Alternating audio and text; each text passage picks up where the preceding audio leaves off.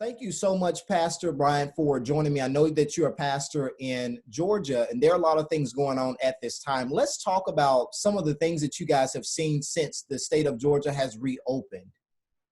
It has really been dizzying, almost nauseating what has happened. Our governor has prematurely opened up the state.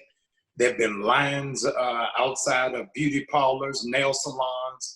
Saturday, it was a line around the mall for young people to get new Jordans.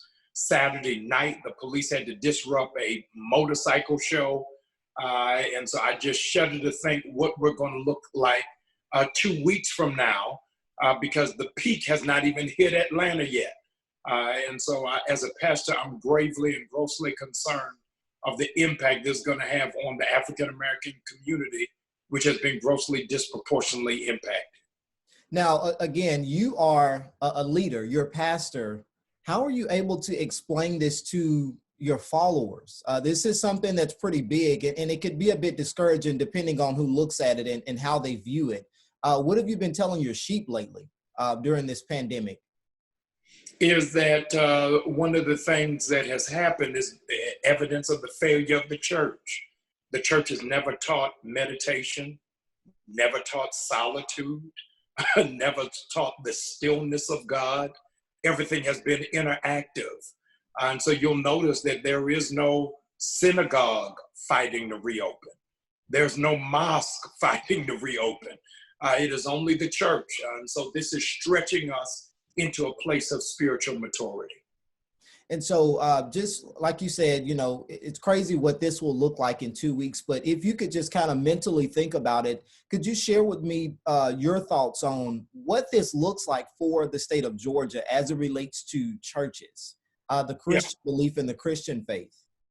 I think what is going to happen is you're going to see some churches will gradually open. The malls in Atlanta open on Friday.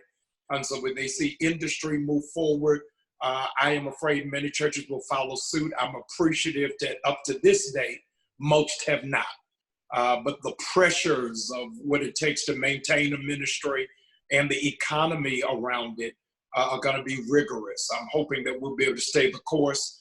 But with the recklessness of Georgia at this state, I don't think that we're going to be able to do public assembly until the end of June or the 1st of July, just because people are already out ahead of schedule. And how being a pastor, a leader, the pastor normally touches people, they hug their sheep, you know, they talk to their sheep. This has been very different in many ways. How does this make you feel at this time as a leader, not being able to really see your members like you're used to seeing them, living this new normal, if I can put it like that? It's been a gross adjustment, but just the other week I had my first virtual doctor's appointment.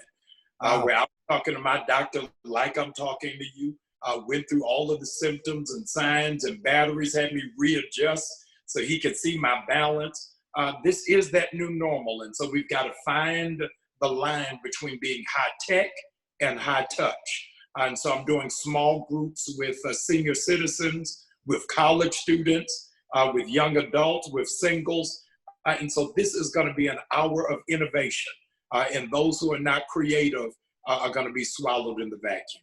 Wow, that's good. So as the state of Georgia, in parts of your city where you have your church, what do you want people to know as we close this segment out? What do you want people to think? How do you want them to feel? And how do you want them to just start to move in this time?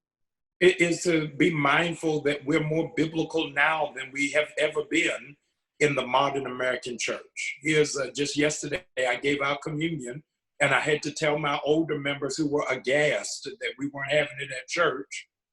The first communion wasn't at church. Mm-hmm. It was in a room upstairs. 93% of what Jesus did wasn't in church. Mm-hmm. And so now we're having to occupy the same footprint of our Lord and Savior.